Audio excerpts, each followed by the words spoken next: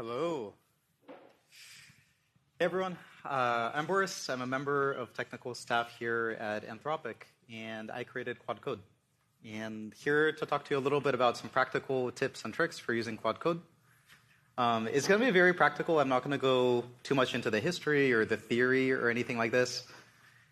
And yeah, before we start, actually, can we get a quick show of hands? Who has used Claude Code before? Yeah, all right, that's what we like to see. For everyone that didn't raise your hands, I know you're not supposed to do this while people are talking, but if you can open your laptop and type this,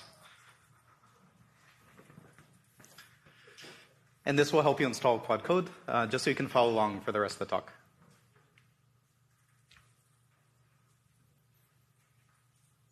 All you need is Node.js. If you have it, this should work.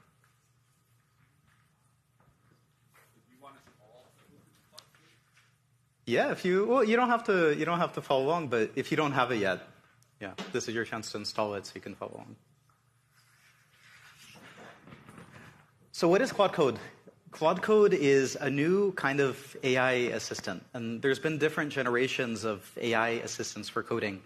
Most of them have been about completing, like a line at a time, completing a few lines of code at a time.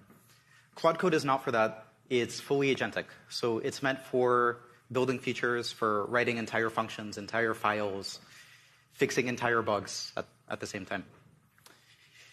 And what's kind of cool about Claude Code is it works with all of your tools. And you don't have to change out your workflow. You don't have to swap everything to start using it. So whatever IDE you use, if you use VS Code, or if you use Xcode, or if you use JetBrains IDEs, there's some people at Anthropic that you can't pry Vim from their cold, dead hands, but they use Claude Code. Because Claude Code works with every single IDE, every terminal out there. It'll work locally, over remote SSH, over tmux, whatever environment you're in, you can run it. It's general purpose, and this is something where if you haven't used these kind of free-form coding assistants in the past, it can be kind of hard to figure out how to get started, because you open it up and you just see a prompt bar, and you might wonder, like, what do I do with this? What do I type in? It's a power tool, so you can use it for a lot of things, but also because it can do so much, we don't try to guide you towards a particular workflow, because really you should be able to use it however you want as an engineer.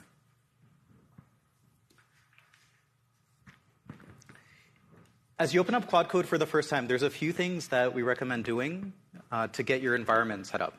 And these are pretty straightforward. So run terminal setup. This will give you Shift-Enter for new lines, so you don't have to do like backslashes to enter new lines. This is, it makes it a little bit nicer to use. Do /theme to set light mode or dark mode or Daltonize themes. You can do /install GitHub app. So today we announced a GitHub app where you can mention Claude on any GitHub issue or pull request. So to install it, just run this command in your terminal. You can customize the set of allowed tools that you can use so you're not prompted for it every time. This is pretty convenient. For stuff that I'm prompted about a bunch, I'll definitely customize it in this way so I don't have to accept it every time. And something that I actually do is for a lot of my prompts, I won't hand type them into Claude Code. If you're on macOS, you can go into your system settings under accessibility is dictation, and you can enable it. And so something I do is you just hit like that dictation key twice, and you can just speak your prompt. And it helps a lot to have specific prompts. So this is actually pretty awesome. You can just talk to Claude Code and like you would another engineer, and you don't have to type a lot of code. So when you're starting out with Claude Code, it's so freeform and it can do everything. What do you start with? The thing I recommend above everything else is starting with code-based Q&A. So just asking questions to your code base. This is something that we teach new hires at Anthropic. So on the first day in technical onboarding, you learn about Claude Code, you download it, you get it set up, and then you immediately start asking questions about the code base. And in the past, when you were doing technical onboarding, it's something that taxes the team a lot, right? You have to ask other engineers on the team questions. You have to look around the code, and this takes a while. You have to figure out how to use the tools. This takes a long time. With Claude Code, you can just ask Claude Code, and it'll explore the code base. It'll answer these kind of questions. And so at Anthropic, onboarding used to take about 2 or 3 weeks for technical hires. It's now about 2 or 3 days. What's also kind of cool about Q&A is we don't do any sort of indexing. So there's no remote database with your code. We don't upload it anywhere. Your code stays local. We do not train generative models on the code. So it's there, you control it, there's no indices or anything like this. And what that means is also there's no setup. So you start Claude, you download it, you start it, there's no indexing, you don't have to wait, you can just use it right away. This is a technical talk, so I'm going to show some very specific prompts and very specific code samples that you can use and hopefully improve and up-level your Claude Code experience. So some kind of questions that you can ask is, like how is this particular piece of code used? Or how do I instantiate this thing? And Claude Code, it won't just do like a text search and try to answer this. It'll often go a level deeper, and it'll try to find examples of how is this class instantiated? How is it used? And it'll give you a much deeper answer, so something that you would get out of a wiki or documentation, instead of just like Command F. Something that I do a lot also is ask it about Git history.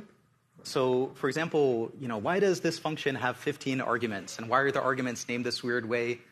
And this is something I bet in all of our code bases, you have some function like this or some class like this. And Claude Code can look through Git history, and it'll look to figure out how did these arguments get introduced, and who introduced them, and what was the situation, what are the issues that those commits link to. And it'll look through all this and summarize it. And you don't have to tell it that in all this detail. You just ask it. So just say, look through Git history, and it'll know to do this.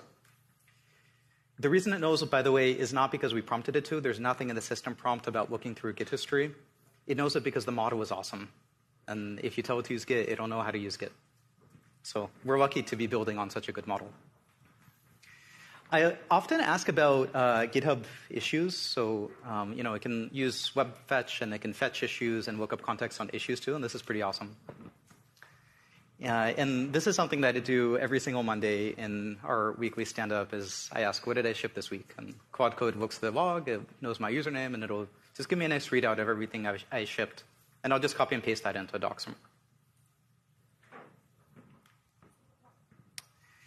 So yeah, that's tip number one. For people that have not used Claude Code before, if you're just showing it to someone for the first time, onboarding your team, the thing we definitely recommend is start with code-based Q&A. Don't start by using fancy tools. Don't start by editing code. Just start by asking questions about the code base. And that'll teach people how to prompt. And it'll start teaching them this boundary of like, what can Claude Code do? What is it capable of? Versus what do you need to hold its hand with a little bit more? What can be one-shotted? What can be two-shotted, three-shotted? What do you need to use interactive mode for in a REPL? Once you're pretty comfortable with Q&A, you can dive into editing code. This is the next thing. And the cool thing about any sort of agentic, like using a LM in an agentic way is you give it tools, and it's just like magical. It figures out how to use the tools. And with Claude Code, we give it a pretty small set of tools. It's not a lot. And so it has a tool to edit files. It has a tool to run bash commands. It has a tool to search files. And it'll string these together to explore the code, brainstorm, and then finally make edits. And you don't have to prompt it specifically to use this tool and this tool and this tool. You just say, do this thing, and it'll figure out how to do it. It'll string it together in the right way that makes sense for Claude Code. There's a lot of ways to use this. Something I like to do sometimes is before having Claude jump in to write code, I'll ask it to brainstorm a little bit or make a plan. This is something we highly recommend, and something I see sometimes is people, they take Claude Code and they ask it, hey, implement this enormous, 3,000-line feature. And sometimes it gets this right on the first shot. But sometimes what happens is the thing that it builds is not at all the thing that you wanted. And the easiest way to get the result you want is ask it to think first. So brainstorm ideas, make a plan, run it by me, ask for approval before you write code. And you don't have to use plan mode. You don't have to use any special tools to do this. All you have to do is ask Claude, and it'll know to do this. So just say, before you write code, make a plan. That's it. This is also, I want to think with this one, this commit push PR. This is a really common incantation that I use. There's nothing special about it, but Claude is kind of smart enough to interpret this. So it'll make a commit, it'll push it to the branch, make a branch, and then make a pull request for me on GitHub. You don't have to explain anything. It'll look through the code. It'll look through the history. It'll look through the Git log by itself to figure out the commit format and all this stuff. And it'll make the commit and push it the right way. Again, we're not system prompting it to do this. It just knows how to do this. The model is good. As you get a little bit more advanced, you're going to want to start to plug in your team's tools. And this is where Claude Code starts to really shine. And there's generally two kinds of tools. So one is bash tools. And an example of this, I just made up this Barley CLI. This isn't a real thing. But you can say, use this CLI to do something. and you can tell Claude Code about this. And you can tell it to use, for example, like -- help to figure out how to use it. And this is efficient. If you find yourself using it a lot, you can also dump this into your CLAUDE.md, which we'll talk about in a bit, so Claude can remember this across sessions. But this is a common pattern we follow at Anthropic, and we see external customers use too. And same thing with MCP. Claude Code can use bash tools, it can use MCP tools, so just tell it about the tools, and you can add the MCP tool, and you can tell it how to use it, and it'll just start using it. And this is extremely powerful, because when you start to use code on a new code base, you can just give it all of your tools, all the tools your team already uses for this code base, and Claude Code can use it on your behalf.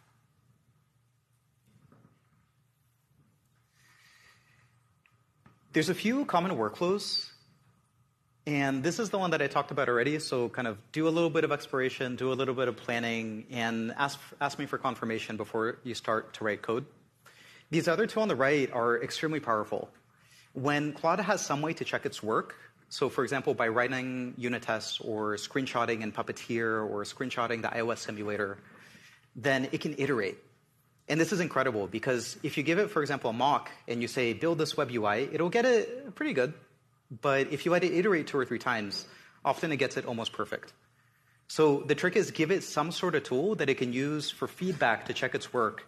And then based on that, it will iterate by itself, and you're going to get a much better result. So whatever your domain is, if it's unit test or integration test or screenshots for apps or web or anything, just give it a way to see its result, and it'll iterate and get better. So these are the next steps. Teach Claude how to use your tools and figure out the right workflow. If you want Claude to jump in a code, if you want it to brainstorm a little bit, make a plan, if you want it to iterate, kind of have some sense of that so you know how to prompt Claude to do what you want. As you go deeper, beyond tools, you want to start to give Claude more context. And the more context, the smarter the decisions will be, because as an engineer working in a code base, you have a ton of context in your head about your systems and all the history and everything else. So there's different ways to give this to Claude. And as you give Claude more context, it'll do better. There's different ways to do this. The simplest one is what we call CLAUDE.md. And CLAUDE.md is the special file name. The simplest place to put it is in the project root. So the same directory you start Claude in, put a CLAUDE.md in there. And that'll get automatically read into context at the start of every session. And essentially, the first user turn will include the CLAUDE.md. You can also have a local CLAUDE.md. And this one, you don't usually check into source control. So CLAUDE.md, you should check into source control, share with your team so that you can write it once and share it with your team. This one, you don't check in. It's just for you. The kinds of things you put in CLAUDE.md, it's like common bash commands, common MCP tools, architectural decisions, important files, anything that you would kind of typically need to know in order to work in this code base. Try to keep it pretty short, because if it gets too long, it's just going to use up a bunch of context, and it's usually not that useful. So just try to keep it as short as you can. And for example, in our code base, we have common bash commands, we have a style guide, we have a few core files, kind of things like that. All the other CLAUDE.mds, you can put them in other nested child directories, and Claude will pull them in on demand. So these are the CLAUDE.mds that will get pulled in automatically, but then also you can put CLAUDE.mds in nested directories, and those will get automatically pulled when Claude works in those directories. And of course, if you're a company, maybe you want a CLAUDE.md that's shared across all the different code bases, and you want to manage it on behalf of your users, and you can put it in your enterprise root, and that'll get pulled in automatically. There's a ton of ways to pull in context. I actually had a lot of trouble putting this slide together just to communicate the breadth of ways you can do this. But CLAUDE.md is pulled in automatically. You can also use slash commands. So this is .claude/commands, and this can be in your home directory, or it can be checked into your project. And this is for slash commands. And over here, we have a few examples of the slash commands that we have in Claude Code itself. And so, for example, if you're in the Claude Code repo, and you see issues getting labeled, that's actually this workflow running here. It's labeled GitHub issues. And we have a GitHub action running, the same one we talked about this morning, where Claude Code will run this command, and it's just a slash command. It'll run, and it'll label the issues, so humans don't have to. It just saves us a bunch of time. And of course, you can @mention files to pull them into context. And like I said before, CLAUDE.mds in a nested directory get pulled in when Claude works in that directory. So give Claude more context, and it's definitely worth taking the time to tune context. You can run it through a prompt improver, consider who the context is for, if you want to pull it in every time, if you want to pull it in on demand, if you want to share it with a team, if it's a personal preference, definitely take the time to tune it. This will improve performance dramatically if you do it right.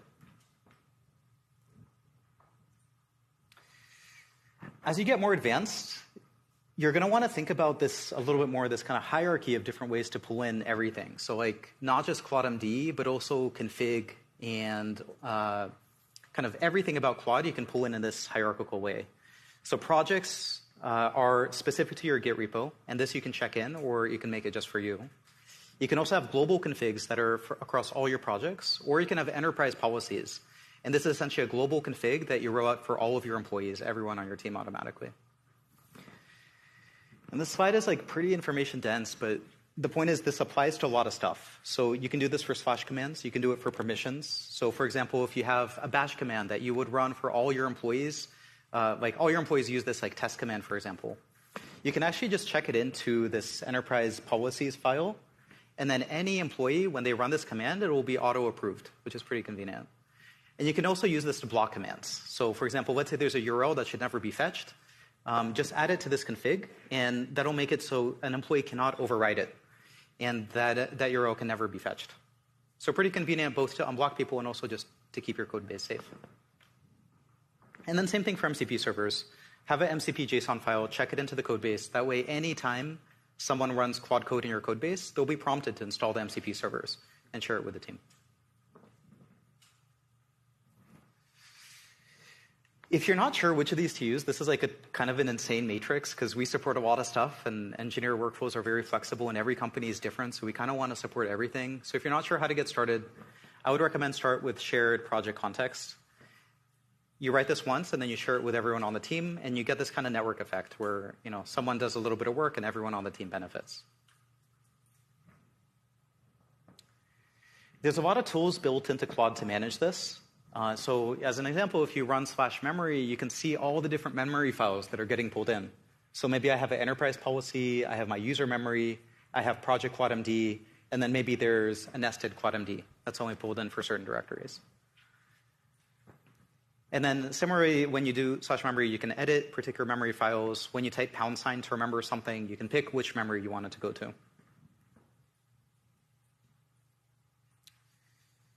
So yeah, that's the next step. Take the time to configure CLAUDE.md, MCP servers, all the stuff that your team uses so that you can use it once, configure it once, and then share it with everyone.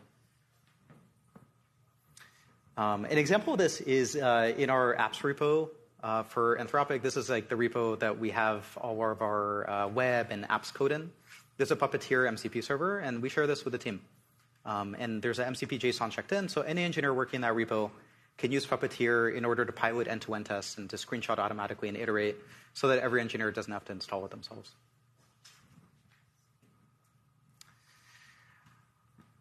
This is a talk about pro tips. I just want to take a quick interlude to talk about some common key bindings that people may not know. It's very hard to build for terminal. It's also very fun. It feels like rediscovering this new design language. But something about terminals, it's extremely minimal. And so sometimes it's hard to discover these key bindings. And here's just a quick reference sheet. So anytime you can hit Shift-Tab to accept edits. And this switches you into auto-accept edits mode. So bash commands still need approval, but edits are auto-accepted. And you can always ask Claude to undo them later. For example, I'll do this if I know Claude's on the right track, or if it's writing unit tests and iterating on tests. I'll usually just switch into auto-accept mode, so I don't have to OK every single edit. Anytime you want Claude to remember something, so for example, if it's not using a tool correctly and you want it to use it correctly from then on, just type the # and then tell it what to remember, and it'll remember it. It'll incorporate it into CLAUDE.md automatically. If you ever want to drop down to bash mode, so just run a bash command, you can hit the exclamation mark and type in your command. That'll run locally, but that also goes into the context window, so Claude will see it on the next turn. And this is pretty good for long-running commands if you know exactly what you want to do, or any command that you want to get into context. And Claude will see the command and the output. You can @mention files and folders. Anytime you can hit escape to stop what Claude is doing. No matter what Claude is doing, you can always safely hit escape. It's not going to corrupt the session. It's not going to mess anything up. So maybe Claude is doing a file edit. I'll hit escape. I'll tell it what to do differently. Or maybe it suggested a 20-line edit, and I'm like, actually, 19 of these lines look perfect, but one line you should change. I'll hit escape. I'll tell it that, and then I'll tell it to redo the edit. You can hit escape twice to jump back in history. And then after you're done with the session, you can start Claude with a resume to resume that session if you want, or -- continue. And then anytime if you want to see more output, hit Control-R. And that'll show you the entire output, the same thing that Claude sees in its context window.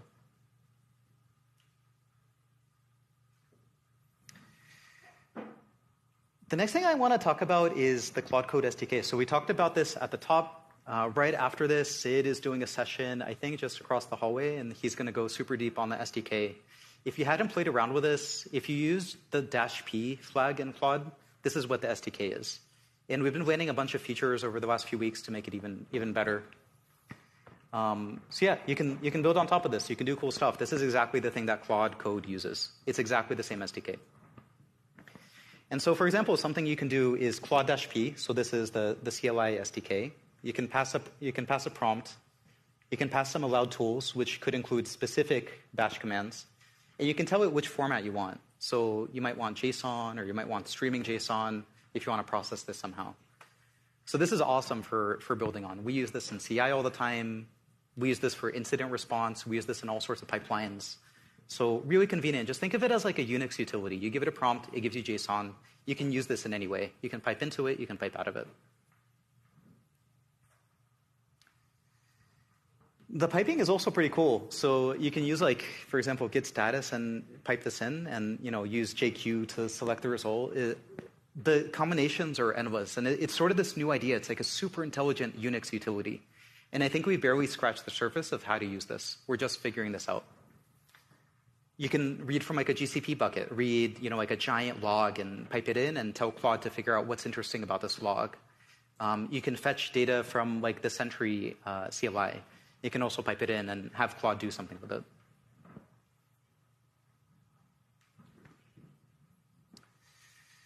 The final thing, and this is probably like the most advanced use cases we see, I'm sort of a Claude normie. So I'll have usually like one Claude running at a time, and maybe I'll have like a few terminal tabs for a few different repos running at a time. When I look at power users in and out of Anthropic, almost always they're going to have like SSH sessions. They'll have like tmux tunnels into their Claude sessions. They're going to have a bunch of checkouts of the same repo so that they can run a bunch of Claudes in parallel in that repo. Or they're using Git work trees to have some kind of isolation as they do this. And we're actively working on making this easier to use, but for now, like these are some ideas for how to do more work in parallel with Claude. You can run as many sessions as you want, and there's a lot that you can get done in parallel. So yeah, that's it. I wanted to also leave some time for Q&A. So I think this is the last slide that I have. And yeah, if folks have questions, there's mics on both sides. And yeah, we'd love to answer any questions.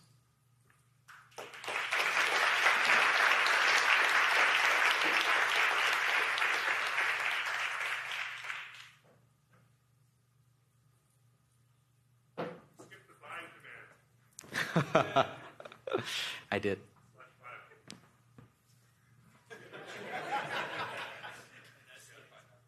Hey, Boris. Thanks for building Claude Code. And I was wondering what was the hardest implementation, like part of the implementation for you of building it? I think there's a lot of tricky parts. I think one part that is especially tricky is the things that we do to make bash commands safe. Bash is inherently pretty dangerous, and it can change system state in unexpected ways. But at the same time, if you have to manually approve every single bash command, it's super annoying as an engineer, and you can't really be productive because you're just constantly approving every command. And just kind of navigating how to do this safely in a way that scales across the different kinds of code bases people have, because not everyone runs their code in a Docker container, was pretty tricky. And essentially the thing we landed on is there's some commands that are read-only. There's some static analysis that we do in order to figure out which commands can be combined in safe ways. And then we have this pretty complex tiered permission system so that you can allow list and block list commands at different levels. Hi, Boris. You mentioned giving an image to Claude Code, which made me wonder if there's some sort of multimodal functionality that I'm not aware of. Are you just pointing it at an image on the file system or something? Yeah, so Claude Code is fully multimodal. It has been from the start. It's in a terminal, so it's a little hard to discover. But yeah, you can take an image and just drag and drop it in. That'll work. You can give it a file path. That'll work. You can copy and paste the image in, and that works too. So I'll use this pretty often for if I have like a mock of something, I'll just drag and drop in the mock. I'll tell it to implement it. I'll give it a Puppeteer server so it can iterate against it. And yeah, it's just fully automated. Hey, why did you build a CLI tool instead of an IDE? Yeah, it's a good question. I think there's probably two reasons. One is we started this at Anthropic, and at Anthropic, people use a broad range of IDEs. And some people use VS Code, other people use Zed or Xcode or Vim or Emacs. And it was just hard to build something that works for everyone. And so terminal is just the common denominator. The second thing is at Anthropic, we see up close how fast the model is getting better. And so I think there's a good chance that by the end of the year, people aren't using IDEs anymore. And so we want to get ready for this future, and we want to avoid over-investing in UI and other layers on top, given that the way the models are progressing, it may not be useful work pretty soon. Yeah. How much have you, I don't know if this is this on? How much have you used Claude Code for machine learning modeling and almost that AutoML experience? I was curious what the experience has been so far with that. Yeah, I think the question was, how much are we using Claude Code for machine learning and modeling? We actually use it for this a bunch. So both engineers and researchers at Anthropic use Claude Code every day. I think about 80% of people at Anthropic that are technical use Claude Code every day. And hopefully you can see that in the product and kind of the amount of love and dogfooding we've put into it. But this includes researchers who use tools like the notebook tool to edit and run notebooks. Okay, very cool. Thank you. All right, I think that's it. Thanks.